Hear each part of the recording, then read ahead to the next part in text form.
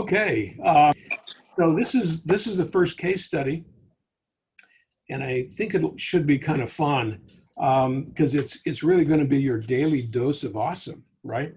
And so what this is about is a company that recently started, and it's called Quibi. Have any of you heard of Quibi? Have any of you picked this up or heard anything about it? Yeah. Have you? Okay, good. So Quibi is a concept. We're not seeing anything right now, Ron. Oh, you're not seeing anything? Okay, then let's see. I've got a share going on. Do I have the wrong thing, or do you see anything at all? I can see it, Ron. Can you? Okay. I'm on my cell phone though. It's for Qubit, right? Yeah. Okay, there we go. My bad. We're seeing it. It's a little slow. So basically, this is a new concept that was put together by two really high-profile people. One of them was Jeffrey Katzenburg, who was a very, very well-known film producer, manager, innovator, and the other one is Meg Whitman, who some of you may know a little bit about because she was involved with a bunch of startups, notably eBay. And then PayPal spun out of that. And she was quite celebrated.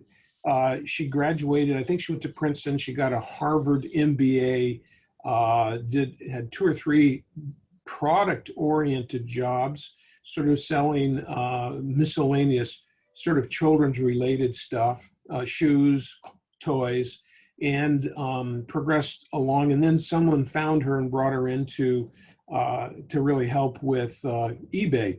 And eBay only had 20, 30 people when she was hired. So this was something that she wasn't familiar with, yet at the same time, she was able to grow it along with the founders and do obviously very well. And those folks made millions and millions and millions, or even billions of dollars because of what happened. And of course, they spun PayPal off, and then they made more money off of PayPal. So, and of course, both of them are still out there. Both of them are now big public companies and doing reasonably well. So you've got this interesting idea, and I don't know who approached who, but the two of these folks who were well known in Silicon Valley and as well as Katzenberg was, worked for Disney. And he was really responsible for doing some terrific work. The very first job he had was to take over let's see, what was it? It was not Star Wars, but it was the television show that they bought. Why can I think of it? But he turned it into a big franchise, and it went pretty well. And then he went on to do a lot of stuff. So here are two people who should know all about startups and how you go forward and so forth. The only problem is that they ran out of money and they didn't get it to work. So here's a little bit about it so you can kind of see it, and we'll kind of walk through just a few lines of this story and talk about it. So when the two of them met, Katzenberg and Whitman met, they had this idea for a streaming service for cell phones, and it was to be short content. But what they did is that, and Katzenberg, got the best directors, the best people, high-profile folks to do everything from fashion shows, not like as in a fashion show, but a show about fashion documentaries. They did some short horror stories. They just everything you can think of. Some very risque things, and some socially pretty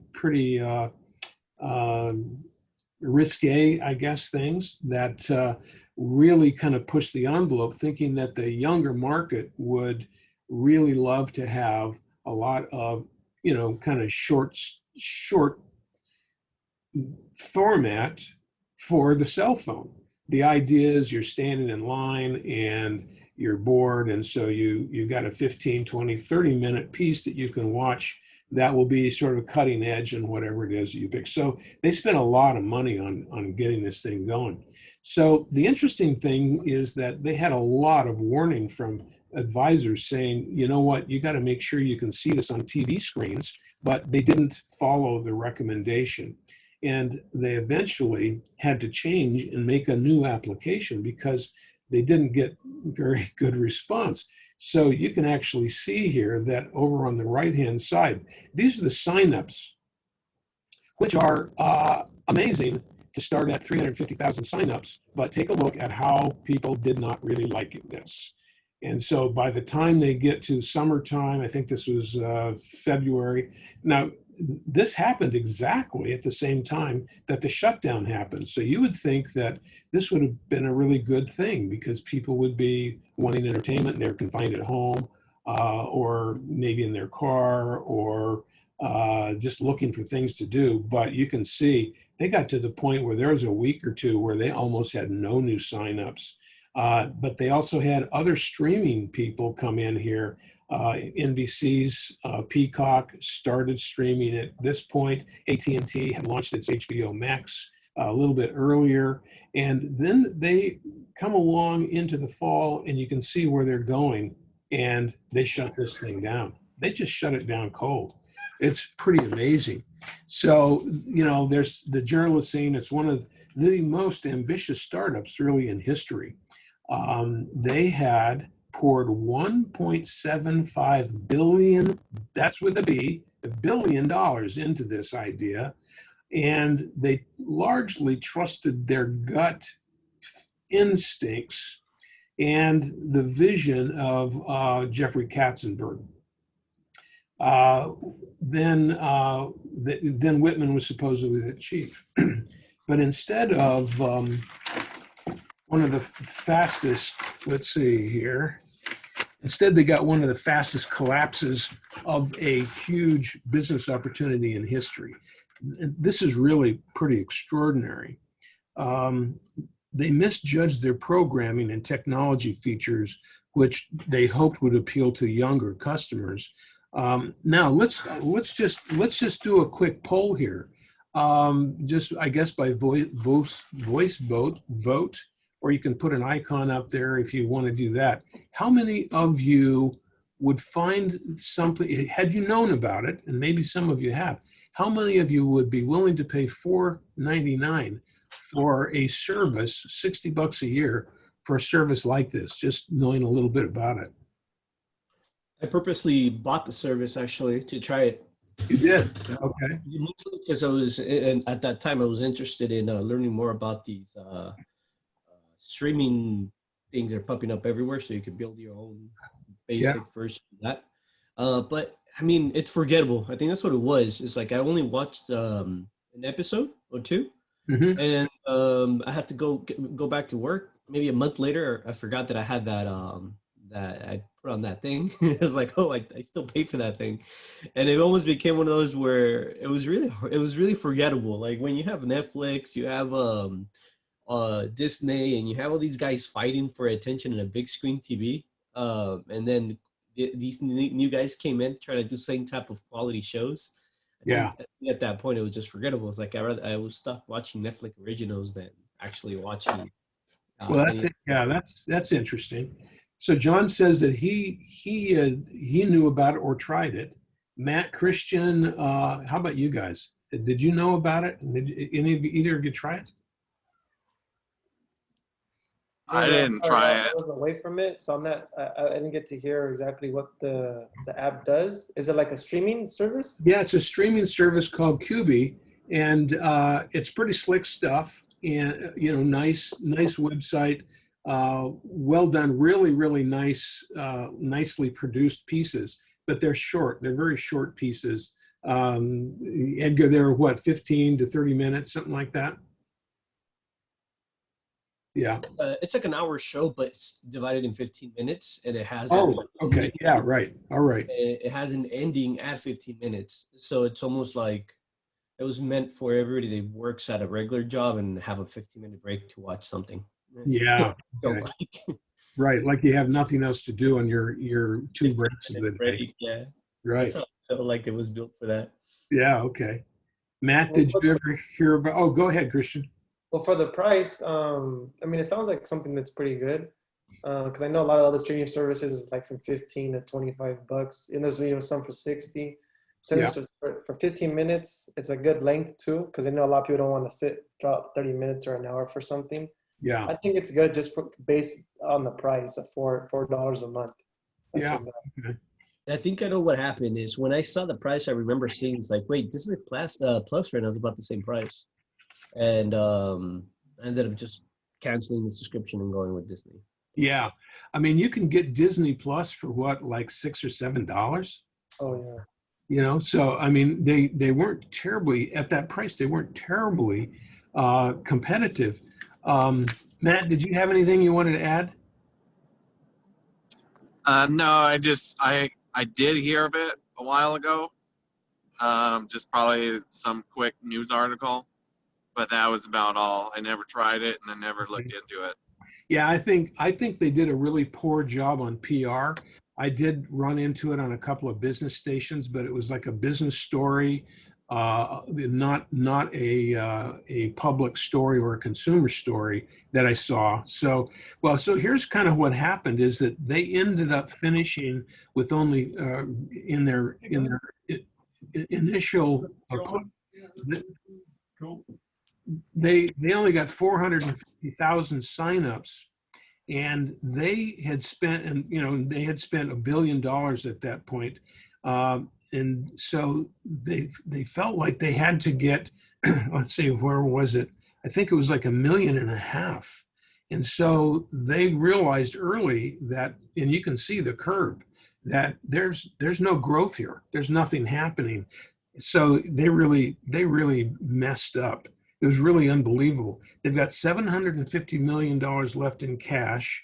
And interestingly, the way they wrote the deal is that $350 million will go back to Quibi's earliest investors, who are, guess who? Well, that would be Katzenburg and Whitman. And so they're getting their money back. And then the courts in the bankruptcy said they had to hold back $500,000 or $500 million for vendors.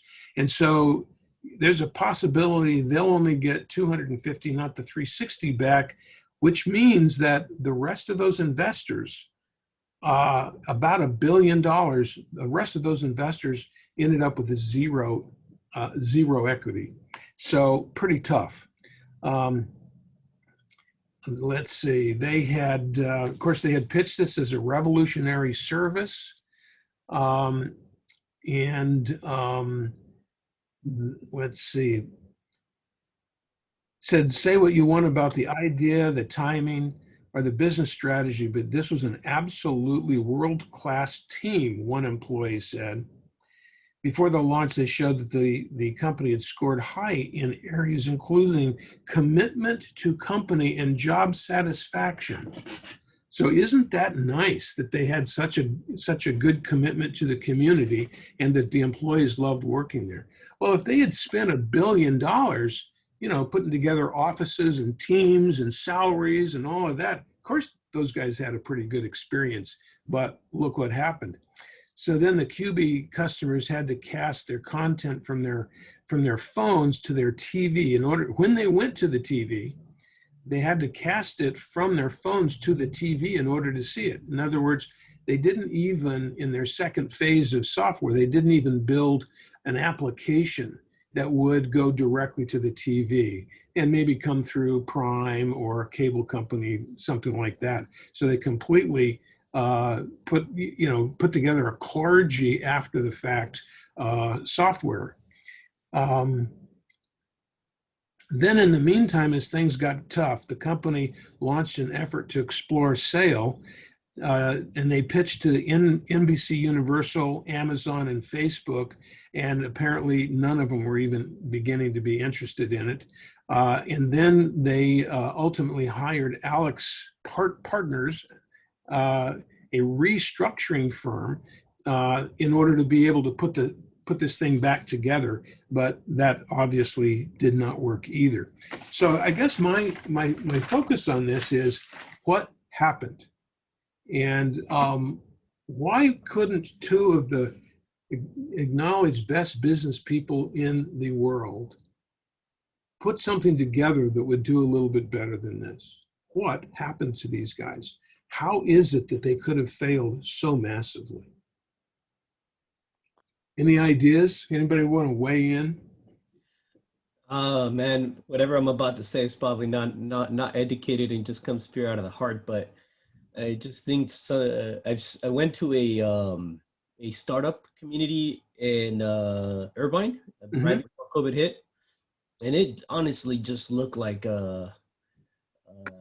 I didn't like it. It almost felt like it was so many people just swarming around. You had a bunch of guys with money and a bunch of guys with ideas, and nobody was really connecting. And I feel like that whole startup scenario that people just started to throw money to like big tech companies, I feel like it's slowly coming to an end, and a new era I think is starting. I don't know why, because what I got out of it was kind of like, man, anything with polls that seems like a general good idea, there's a bunch of people who just throw money at it like it's crazy. So I don't think people, I don't know. I didn't think the startup community itself, I think most of the investors maybe are coming to these crazy ideas to become millionaire are actually starting to slow down a little bit more. I feel like it's becoming harder to become a startup company like that. Well, startups, and I'm not a startup expert for companies like this that intend, I define a startup really as an entrepreneurial venture to put together a great idea, go after a market segment, explode that thing, grow really fast, make money fast, which is not what 99% of small business people do. It's an entirely different animal that doesn't even fit into small businesses as far as I can see. But I think you're kind of right about that. You've got too much money out there. Folks have taken billions of dollars out of the stock market now. Depending on what happens with the election, that could change rapidly. We could see billions going back into the stock market. It was up crazy yesterday and today.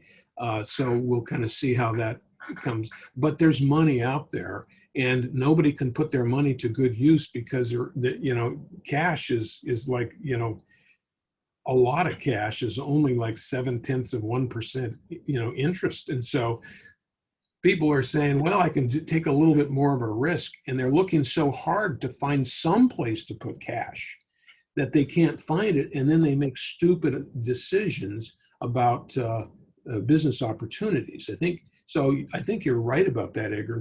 There is that. And there's also, you have to remember, there's a whole industry around startups. People who have done well, maybe they've started a company or two, or they have money to invest and they would like to become, not really venture capitalists, but, angels, and put, several $100,000 up to $1 million into a business that's a really big idea. And so, those folks have turned this whole thing into a business, and including all of the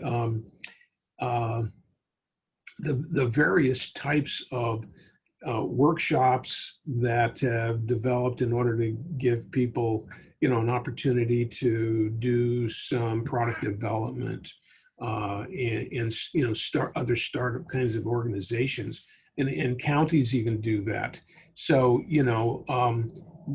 there's just a whole bunch of different people who have tried to do various things. And so I think you have to kind of remember that, well, if people are in a startup business for small startups, you kind of have to be wary. What are they really trying to do, and what is their end goal? But this really is a little different, because they came after this big marketplace, the big money, with their reputations, which are really now totally destroyed. Because this was, in fact, an incredibly stupid idea. And the reason it was an incredibly stupid idea is not that the concept was a bad one. Christian might have enjoyed buying that and using that, but they didn't test market it. It's like they didn't know who their customer was. They didn't come to you, Edgar, and say, what happened? Why did you not sign up? They didn't have a customer feedback loop. They just used their guts to try to come up with an idea. And you know what? Guts don't think that well. So that's what I see as the problem is, and then the second thing is, and so you know all of the marketing stuff we've talked about over the last 3 or 4 or 5 months, you know, you begin to take this business and throw it into the marketing model, and you begin to see where the flaws are. And that is that, yes, of course, they didn't test market it. With $1 billion, could they have done that? Could they have put together 3 or 4 shows instead of 50 and contacted a group of the test market and said, we'd just like you to watch this for free, and we'd like you to answer questions on how you do it, and we want to watch how long you watch and whether or not you go into the next piece. Did we grab you? Do you like the 15-minute interval with the 30 minutes total? What is it that you like and dislike about this? So, I mean, it is just a colossal error that anybody with any brains would not have done. Yet you've got 2 of the most accomplished business people supposedly in the whole world looking absolutely stupid.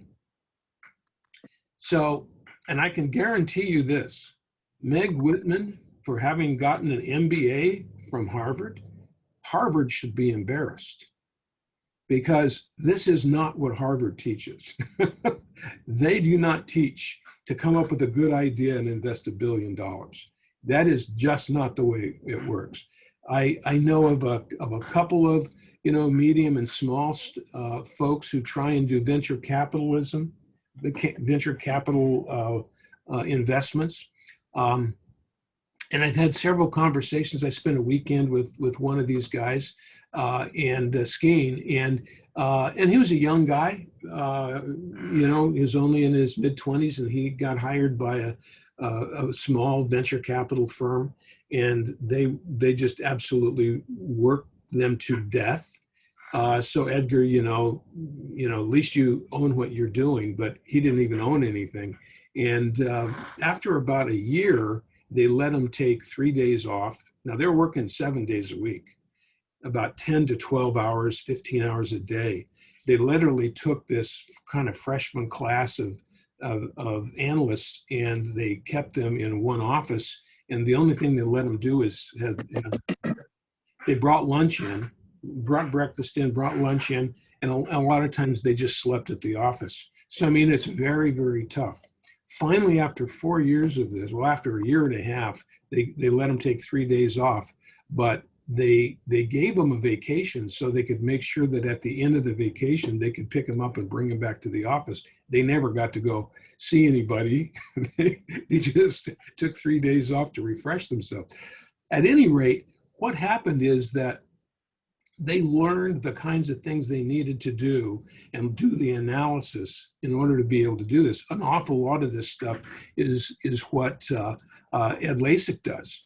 And he's expert at that. And if you're interested in that kind of detail, be sure and watch the videos from the Three Amigos group, because we've done, I think, 6 or 8 hours on how to increase value in your company, but it's really built on people who want to sell their companies.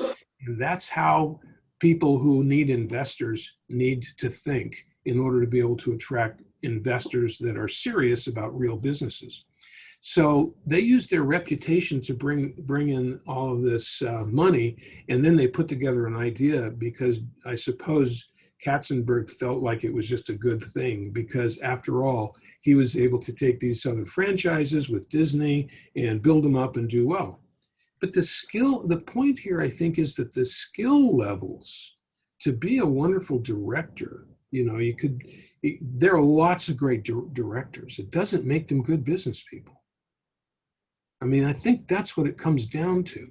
It doesn't, in a way, you know, he's worth $900 million. Whitman's worth over $1 billion.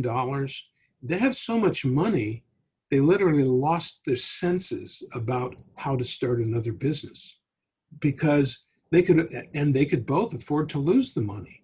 So they got sloppy. They went after a dream, thinking that they were going to be able to do something great, transform the industry.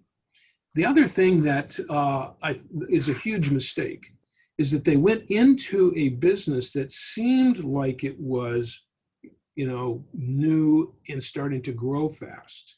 But in fact, watching videos is not a new business, it's an old business. We've watched videos for what, 10 years online. We've watched television for 60 years.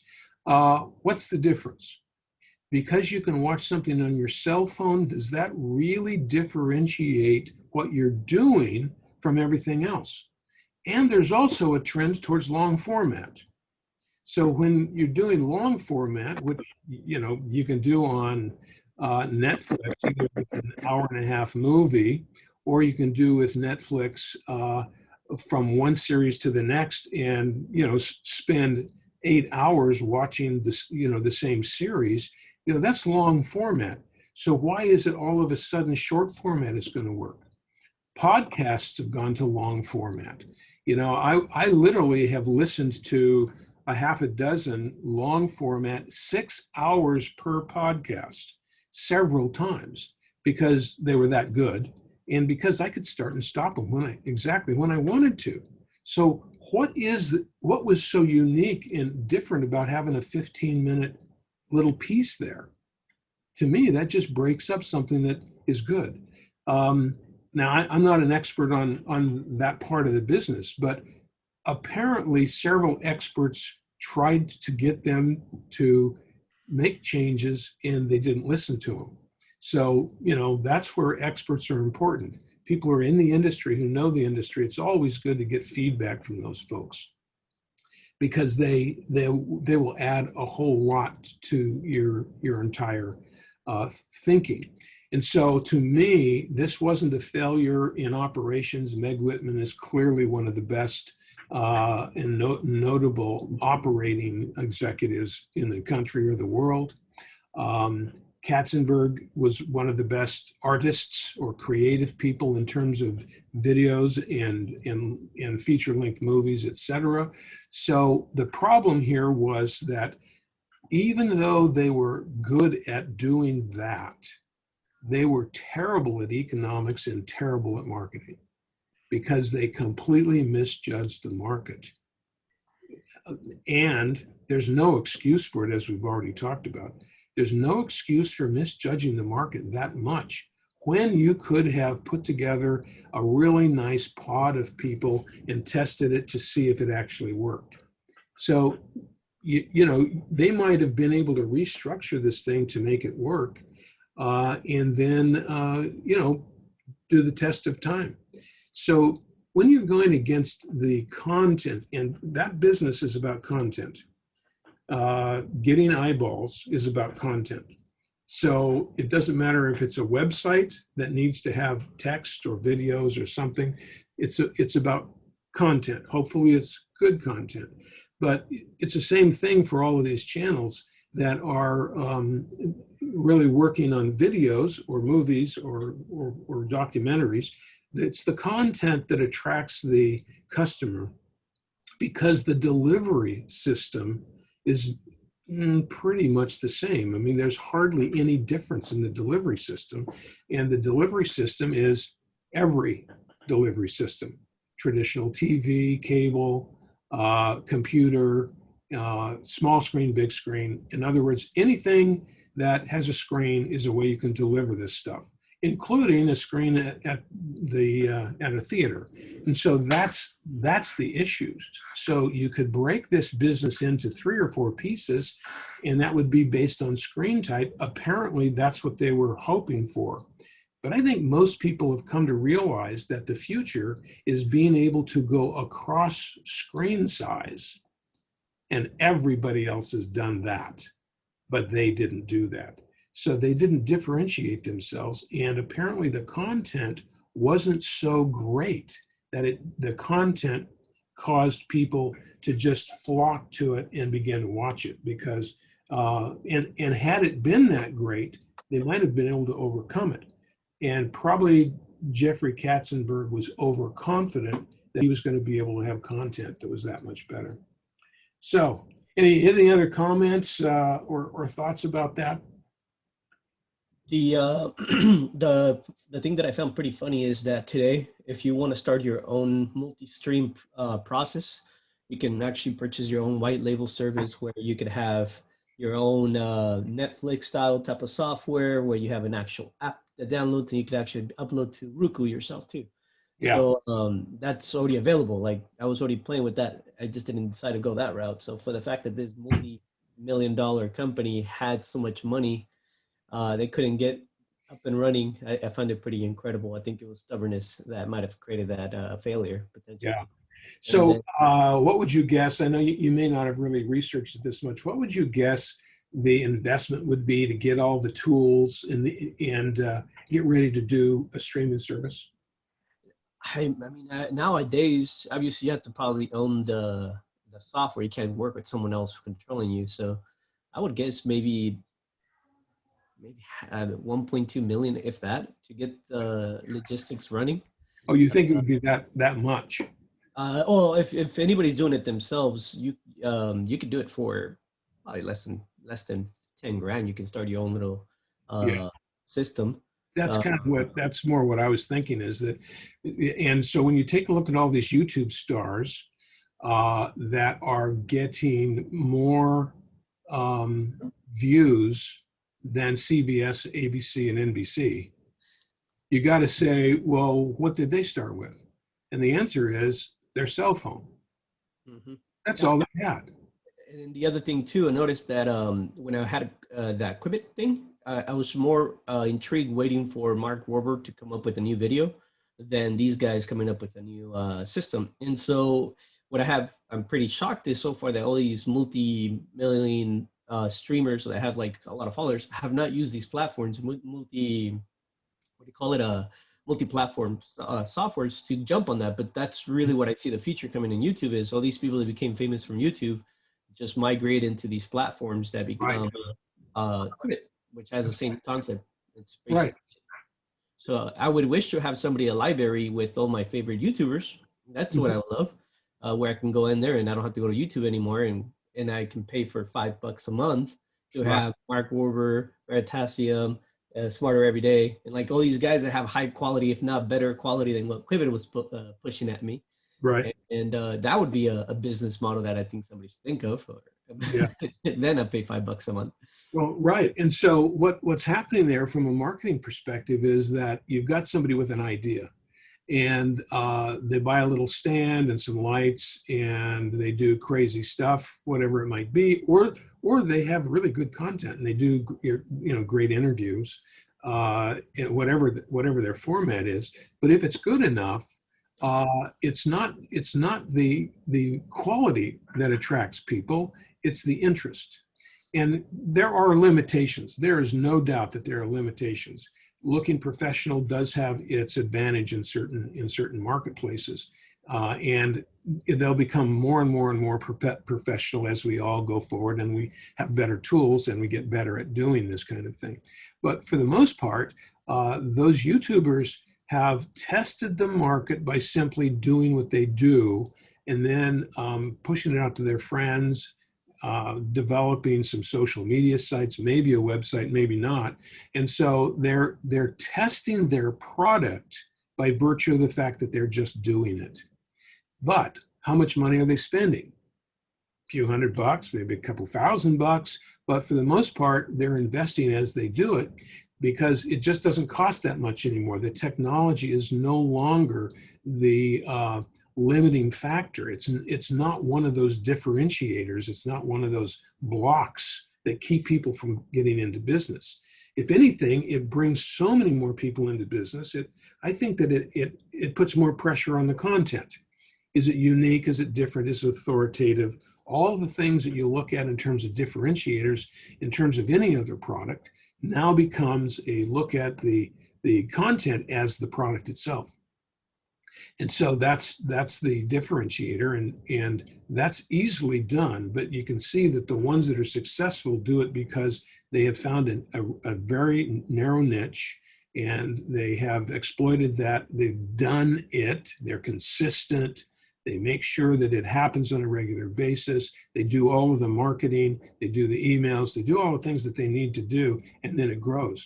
Guys like Dave Rubin and Dr. Jordan Peterson and those folks in that genre that do the long format talk shows, Joe Rogan, those guys are killing regular television viewership. Joe Rogan, you all know who Joe Rogan is probably, right? Joe Rogan just signed a deal that, let's see, it's with the podcasting company, but I've forgotten the name. And, I mean, it's millions and millions, it's not disclosed, millions of dollars. His viewership is many, many times bigger than what you're getting on a cable TV or even a regular broadcasting show. An example is, you've got maybe several million watching a given show at a given time, except for maybe elections. And Rush Limbaugh has 60 million people a week listening to him on a radio show, which is just a podcast, right?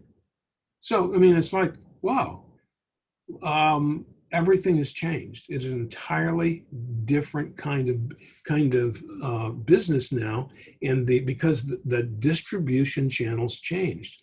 And so as a result, everybody has new opportunities, and the marketing, the approach to marketing and testing hasn't changed a bit. It's still exactly the same. It's just the same. So anybody else have any comments? David, what are you thinking over there? I see that you're here.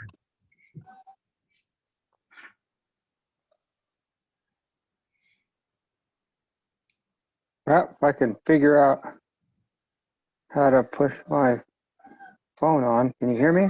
Yeah, we can hear you fine. Oh, okay. Yeah, I was trying to figure out if I could push my just kind of following along with what you guys are going on. Nothing really to add in on this, but Okay. Interesting data. Yeah. Okay. Good. Okay. Well, that's kind of, I thought that was interesting, and I thought that would be our first case study. And so this daily dose of awesome, not so much. And kind of an interesting study. So next, I thought what we would do is I need to kind of unshare. I wanted to just talk a little bit about some of these things that we've seen in the election, and see what some of you thought about it. We've got about 30 minutes left, but I don't want to spend a whole lot of time on it because I do want to have an opportunity to kind of just update with some of you on how your projects are going. Basically, there have been we've already mentioned them. I think 2 weeks ago we mentioned them, but we now have some results on some of these things. And so I thought if I can find it, we could go through 2 or 3 or 4 of them and talk about the impact on business. I think the first one is Prop 15. And if you recall, that one is it's a constitutional amendment to the state constitution, which adjusts Prop 13.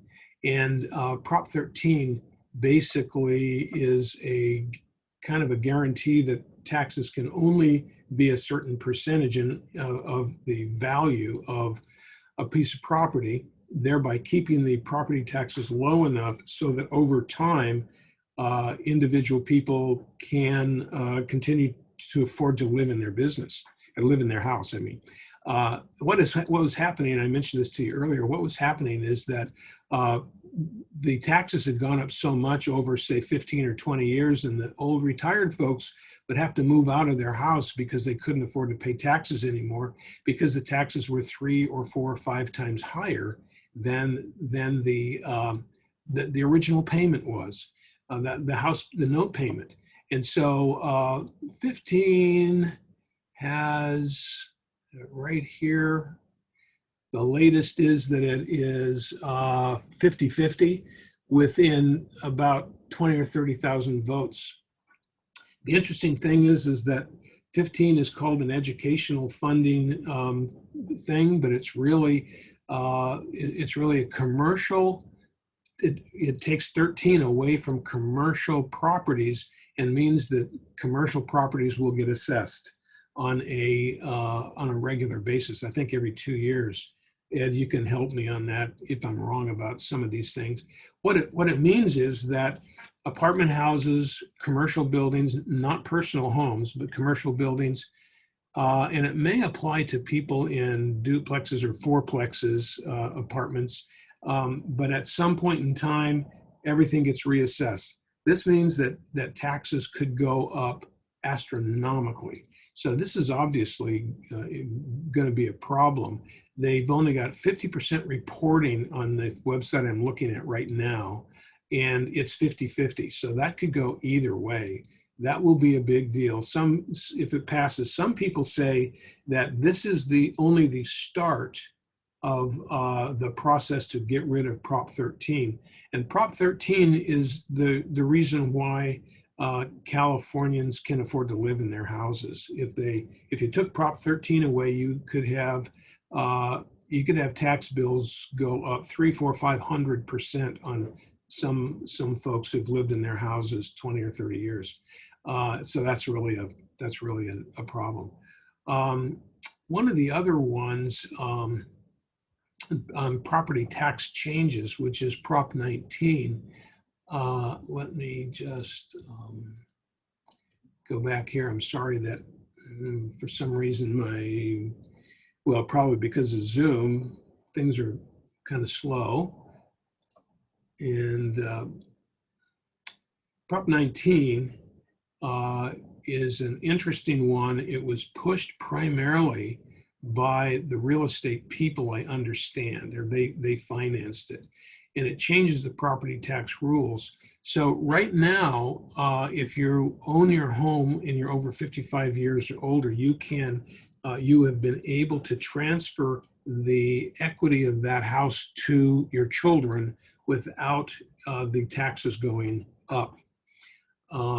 And what this does is this allows it to happen 3 times instead of just the 1 time, which means that you could move from one house to another house, and then you could pass that on for 2 generations, theoretically. So that means that as house prices increase, they could go from a low of $50,000 years and years ago to $1 million. And instead of the taxes going up, somebody's still paying that $50,000. So that's an interesting one. I happen to know somebody who will get hit very hard on that because they have a lot of property that they would like to give to their children.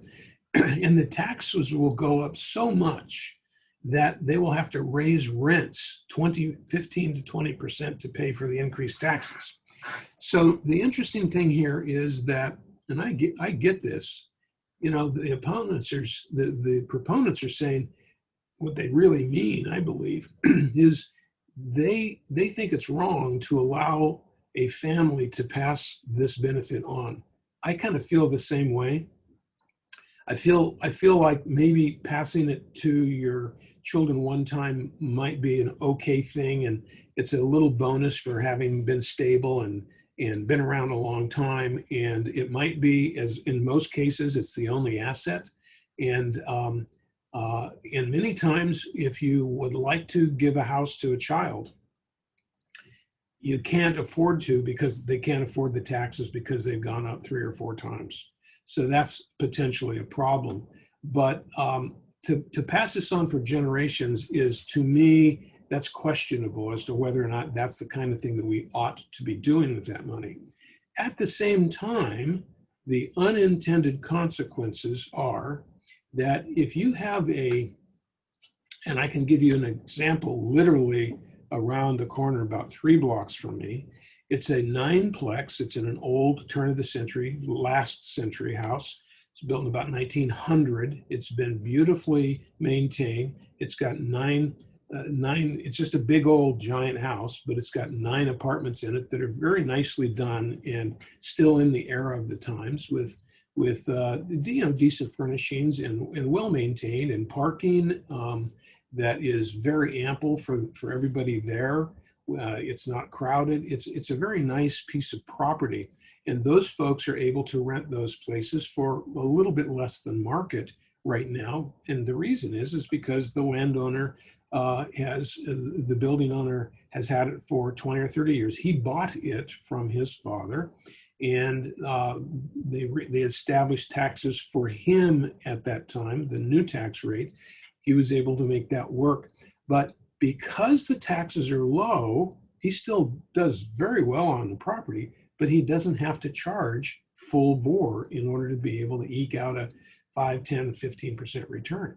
So for him, it means that there's a possibility that the next generation will not want the house, the building, because they don't want to manage it, et cetera. But they will be forced to raise the rent. And so as more and more of these properties sell, you could actually see the rent go up.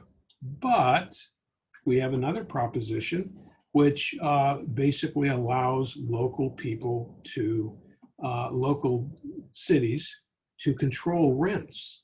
And with that, you're forced to keep your rents down. And so that particular one, I think it's 21, rent control. That one, fortunately, is losing with 61% of the respondents. It's losing, 59% say no. That's really fortunate. The rent control would be a terrible thing.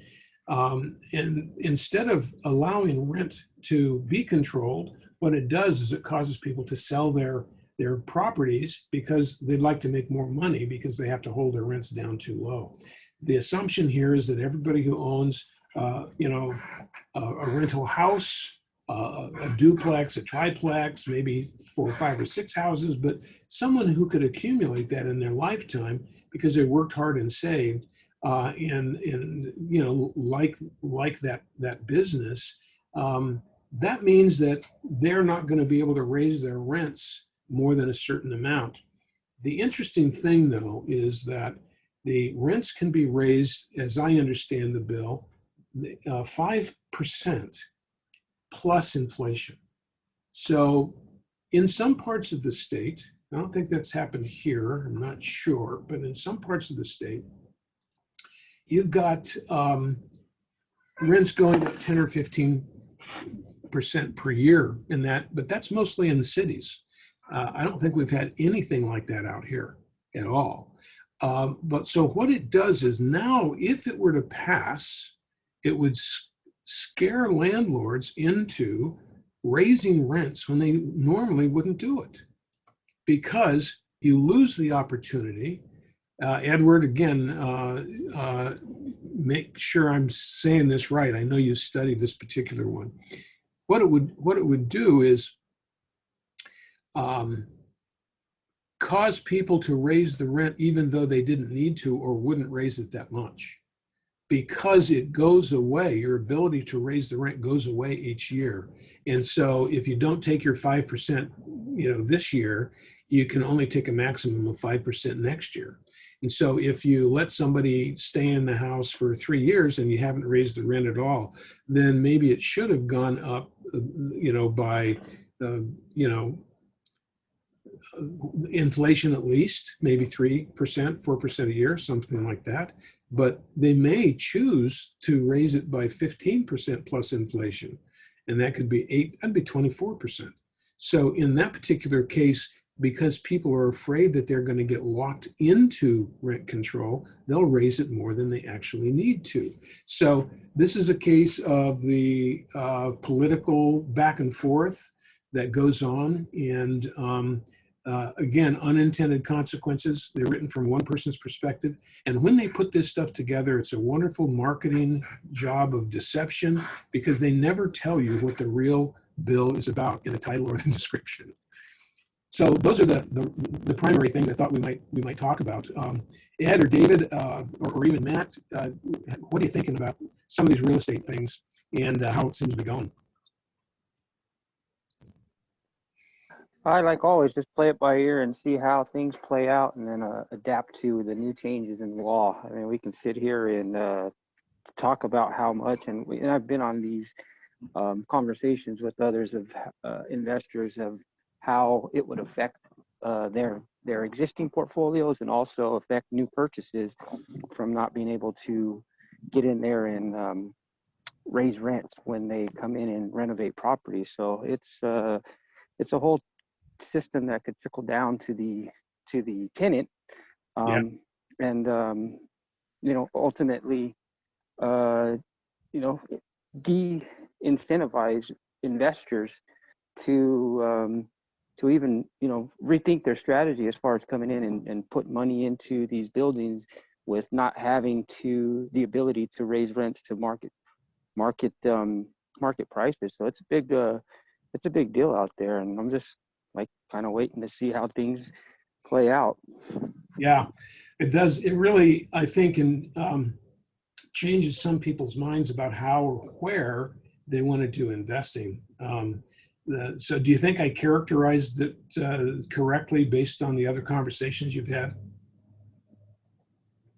I think it's right on the money is what you did, and exactly what you said as far as rethinking of whether or not they want to invest, especially here in California. A lot of people they pulled their money out of California. They're cashing out or selling their assets from the high values that they're getting now, and they're moving money into other markets. So it's been like that for, I'd say, the past. I've been at least on the circuit of going to these investor meetings for the last 12 to 24 months. I was hearing more and more people shying away from the investment market here, just because of those reasons why you mentioned. It's just too political, and there's other opportunities for them to put their money in with higher margins in other states. It just requires a little bit more due diligence and a team in place on those other in the other states. But it's it's a big effect for people that have these these portfolios, and trying to fit. And then you got to pencil in what's going on with the eviction freezes that are happening. Oh yeah, so good. There's a lot of what's going on right now in that investment world, and I'm glad. I don't want to say glad, because it would be a good problem to have if I had a portfolio and having to worry about this. So I don't want to say it's not. I'm not glad not to have them, but it's really something to think about for these guys. Just a couple comments on real estate. When it comes to taxes, it's probably the only true investment out there where you can make and pay zero taxes on the cash flow you get during the year because of depreciation. So overall, it's a great strategy for building wealth. If you want to move out of California, you better move out pretty quickly, because if Biden gets in, there's a good chance that the 1031 is going to go away. Mhm. Means that if you had a property that you got a tax basis of 200,000 in, and you want to sell it for, say, 600,000, you're going to be paying a tax on that gain, rather than being able to move that gain into another property. And that's going to be a profound impact on the real estate market, because people will not sell their properties. They'll keep holding on to them, because they know if they sell them, they're going to have to pay tax. Mm-hmm. And as we all know, California tax in particular is it's almost as much as capital gains. It's getting to that point. So yeah. You can see the the fraud happening of trying to recoup those losses from people getting creative on keeping their tax from how they transfer properties too. They already do it now because of how title changes usually trigger the change of ownership, which obviously has the assessed value of the sales price and how they prorate the taxes on that new acquisition.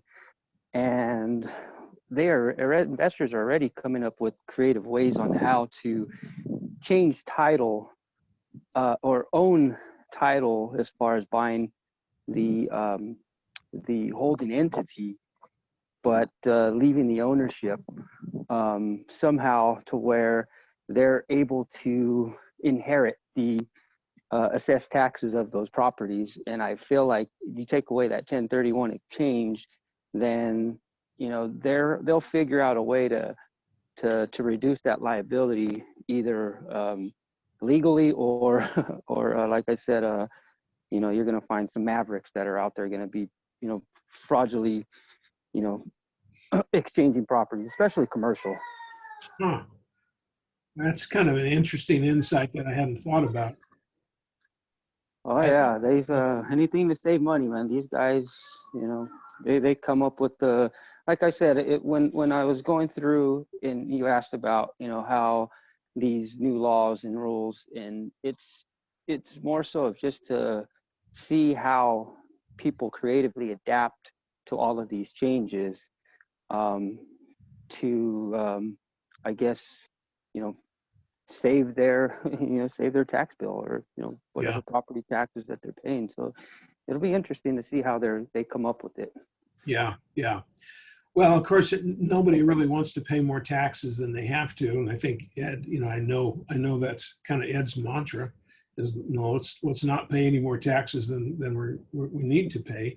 And the interesting thing is that we've had four years where the taxes have been reasonable, fairly reasonable. And I happen to be kind of an anti-tax guy myself, and more not so much from how much it costs to pay the taxes, but just because of the power the government ends up having over us when we give them such a large percentage of our money, but primarily because of how it reduces the ability for small businesses to grow.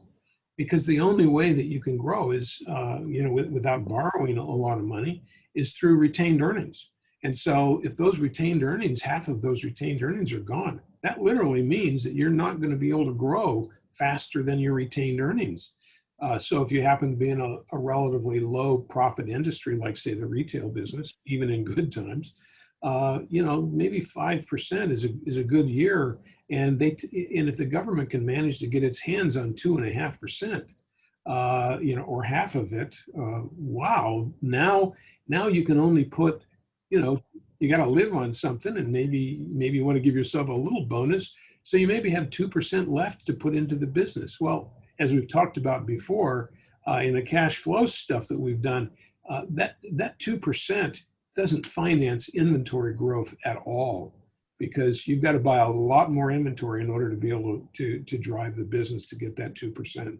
So there are some businesses that literally couldn't grow unless they had extraordinary profits. Now, of course, the high-tech businesses are the ones with the extraordinary profits.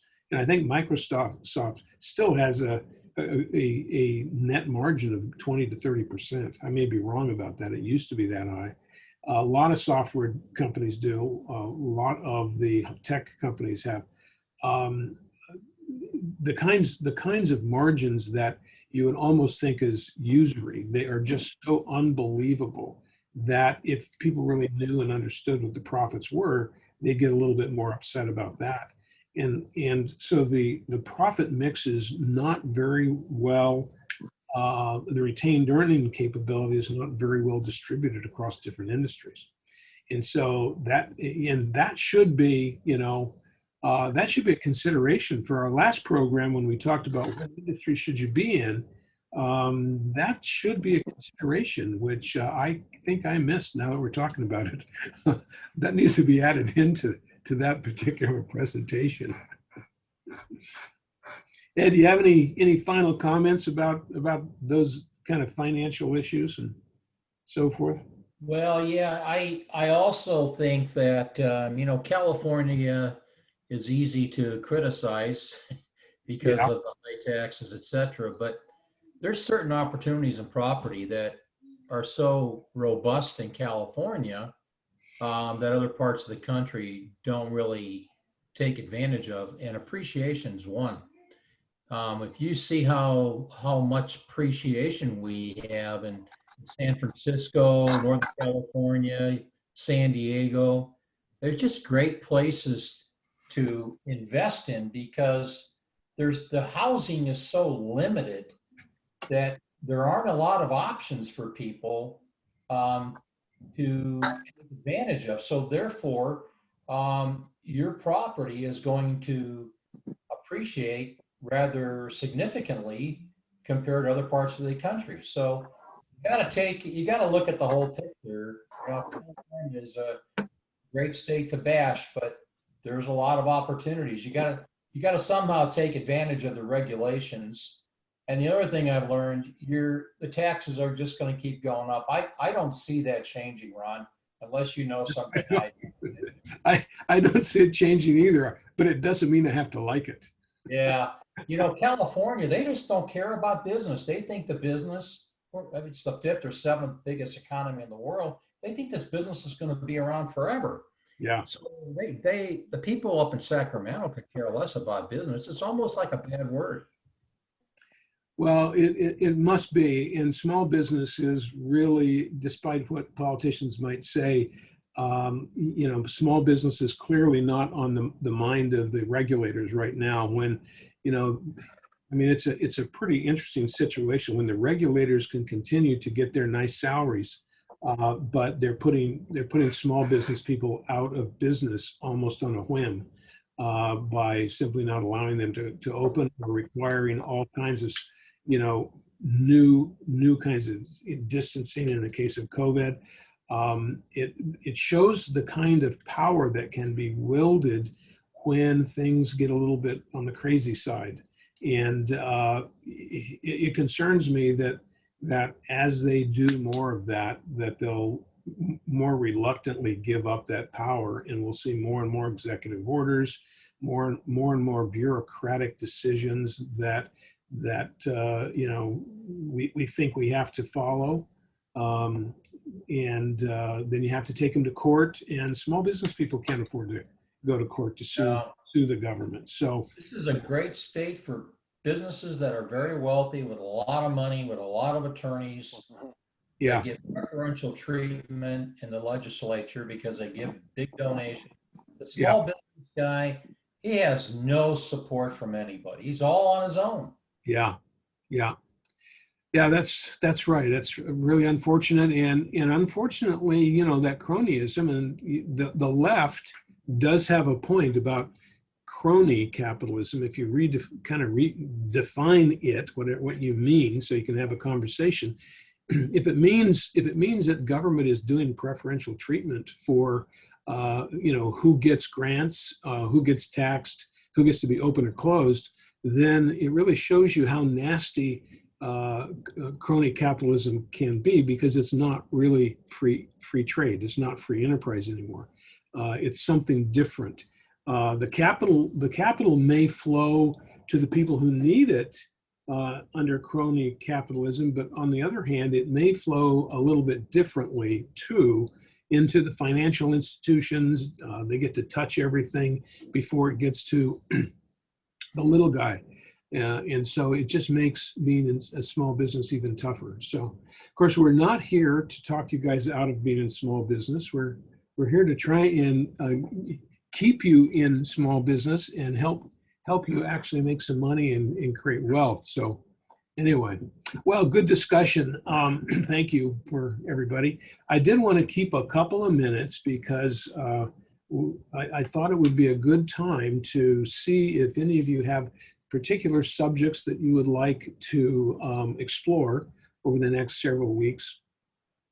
In particular, because I'm getting ready to start putting together some planning, and So what are the topics you're interested in? What are the problems you need to solve?